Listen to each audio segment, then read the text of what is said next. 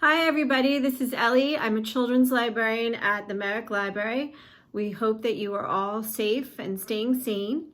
Today I have a craft for you where we are going to do what to do with the toilet paper that you have been using up around your house. Make a cute little pirate bowling set, which I will show you how to do in this next video.